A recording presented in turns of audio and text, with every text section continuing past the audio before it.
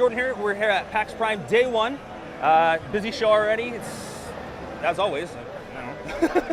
But I'm here with Caley with Switchblade Monkeys. We're looking at Secret Ponchos today. A lot of hype working around it from E3, from PAX East. Very stylistic, beautiful game, I think. But we wanted to take a look at it first thing today before the show got too busy and try not to bind you guys up too much. But why don't you tell us a little bit about the idea of the game, kind of what we're shooting for and what we can expect? Sure. So the Secret Ponchos is, as you can see through the video and through pictures you probably already have, it's a top-down twin-stick shooter. It takes place in the spaghetti western universe. The focus of the game is really multiplayer. There's a single-player mode, but that's more for just in your spare time if you want to play around, try out some new moves, some new combos. The real meat and the potatoes is in the multiplayer. And in the multiplayer, there's a variety of modes. You have everything from 1 versus 1 to 2 versus 2, 4 versus 4. There's 8-player free-for-all. You can take your pick. And within those modes, there's other modes as well. So there's a lot of permutations of the game you can play. The real big concept of the game, though, is that you want to log in and you want to pick your character. You want to pick your outlaw. And that outlaw, you want to make your own. You're going to name him. You may upgrade certain skill sets. And then that's going to be your character from there on in with the game. You can have multiple characters, but the idea is that you want to be the outlaw with the biggest price on your head. And that's really what we're leveraging with the game. That's what it is. And I like the idea that you guys are focusing on multiplayer mostly. I know that we talked a little bit about how you have the single player mode, but I like to think that by having those top-down games, you play a little bit of the story, but you have the most fun, the most enhanced gameplay by doing the multiplayer. Oh yeah, the multiplayer is it's definitely the most dynamic, and there is the 1 versus 1 which is really fun, and there will be guys that just want to play the 1 versus 1 because it's like a fighting game. It's like a Street Fighter or something, It's just you, the other guy, an enclosed environment, and you go at it. But the team mode is when we play the game, that's what we really love is the team mode, because what happens is you find out there's all these permutations of moves that you've learned with your character. And then those skills and moves change when you play with your friends or you have a teammate, and it becomes a really dynamic experience. Never mind, it's when you're playing other people, the more people you put into a multiplayer game, the more variety there is in the game too, and the more variety of personalities and gameplay. So it's a really fantastic experience, and I gotta say, there's nothing scarier than being in a 4 versus 4 game and your teammates all die right away. And it's you and 4 guys. It's pretty fun, pretty exciting. And when you look at the multiplayer aspect of it, especially when you're trying to make a Western game, how do you balance like abilities, classes, stuff like that, so you're not trying to overpower one aspect or not filling too many holes in another? It's hard work. I mean, that's all I can say.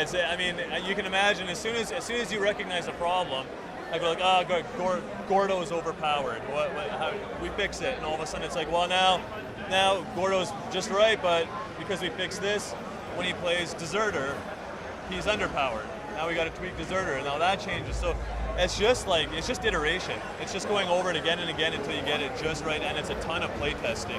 I don't think there's any magic formula. I bet we could go talk to Riot or any of those guys, and they'll just be like, you just got to keep doing it. And one thing I think that's really important, though, one thing where we get a lot of valuable feedback are things like PAX, and I'm sure when we launch the beta, the game's in pre-alpha right now, but when we launch the beta, you can just see when people get their hands on it, you just immediately see how things are different, how you see problems that you never, when you never came across in your own testing. So it's really just about observing and tweaking. But you're right. I mean, that's the key.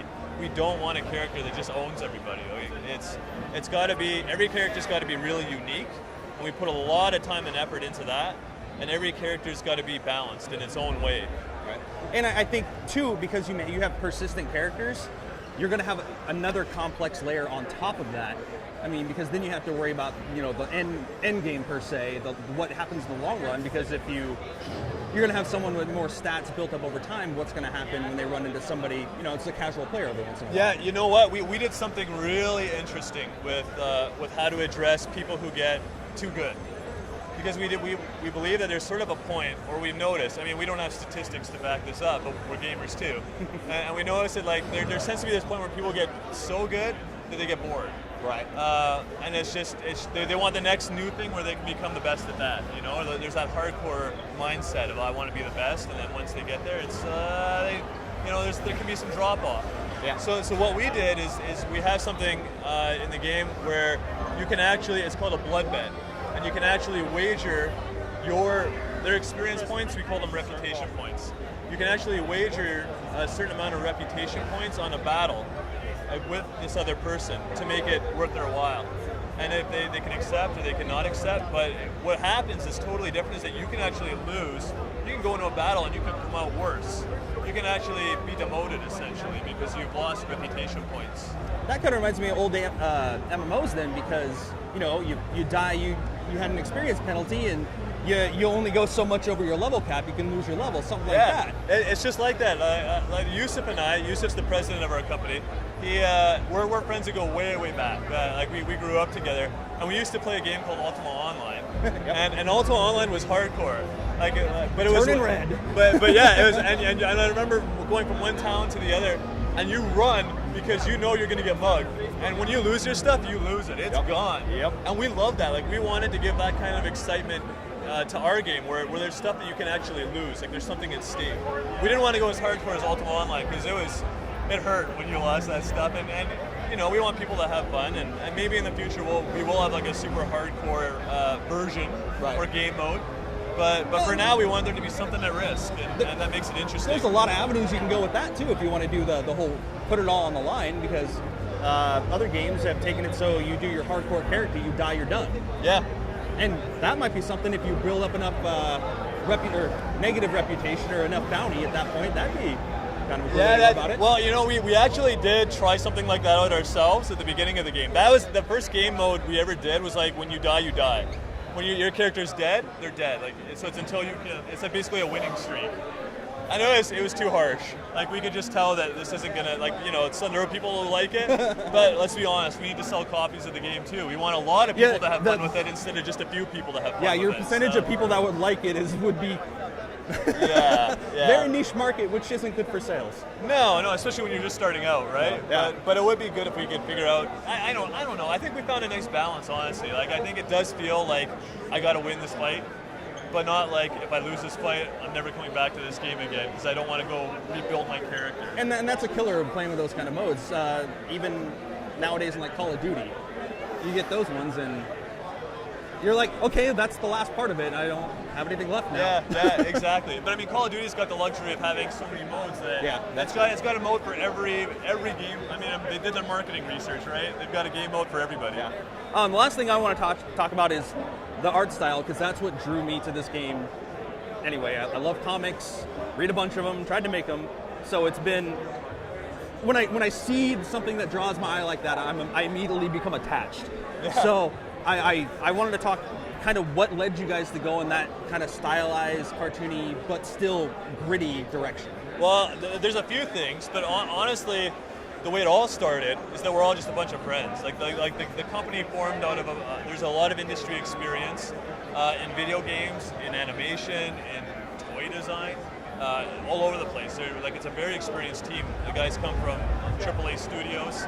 And so really part of what dictated the style is that Jose Lopez, who's our art director, he's responsible for sort of the look of all the characters. He's a friend of ours. And so at the very beginning we were like, okay, well, can you everything started out with can you help us do this little thing, and then it exploded into like 3 years later, thousands of hours we're here. But the end result's a lot more than we ever thought it would be too. I mean, Jose is responsible for the art style, and it's really phenomenal. What we really wanted to hammer home with the art style is the same thing we want to hammer home with the feel of the game. It's that sense of edginess and spaghetti western sort of, cool camera angles and a rough and tough world where there's no mercy. And I think that really comes through in the artwork and in the look and feel of the game. All right. Well, I want to thank you for taking a little bit of time with me today. I do appreciate it. But look forward to it. Secret Ponchos is coming towards you soon. PlayStation 4, we are in alpha right now. What's timetable, what you're looking for in beta yet? Well, we don't know when the beta will be, but we are launching Q1 2014. So you can get a sense that the beta will be close to that. All right. So, window-ish launch area. Yeah, we have a pretty good idea when, but we're not saying a date. Right. Don't blame you. Yeah. All right. Until next time, folks.